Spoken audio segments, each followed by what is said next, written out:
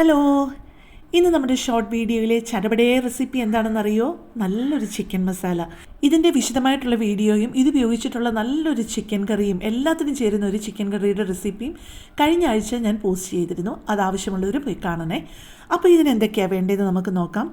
വറ്റൽമുളക് ഒരു 20-23 എണ്ണം, കറിവേപ്പില 4 തണ്ട്, മഞ്ഞൾപ്പൊടി 1/2 ടേബിൾ സ്പൂൺ, മുഴുവൻ കുരുമുളക് 2 ടേബിൾ സ്പൂൺ, മല്ലി 5 ടേബിൾ സ്പൂൺ, സാദാ ജീരകം 1/2 ടേബിൾ സ്പൂൺ, പെരിഞ്ജീരകം 2 ടേബിൾ സ്പൂൺ, 20 ഏലക്ക, തക്കോലം 3 എണ്ണം, ജാതിപത്രി 1, കനം കുറഞ്ഞ കറുവാപ്പട്ട 3 ഇഞ്ചിൻ്റെ 3 കഷ്ണം, ഗ്രാമ്പു 1 ടേബിൾ സ്പൂണ്. നിങ്ങളിത് ഒന്നിച്ചിട്ടിട്ടല്ല ഫ്രൈ ചെയ്യേണ്ടത് കേട്ടോ. മല്ലി വേറെ, മുളക് വേറെ, ഓരോന്നും ഗ്രാമ്പു, തക്കാലം, ഏലക്ക എല്ലാം വേറെ വേറെയാണ് മൂപ്പിച്ചെടുക്കേണ്ടത്. കാരണം നിങ്ങൾക്കറിയാലോ, ഇത് ഓരോന്നിനും ഓരോ മൂപ്പാണ്.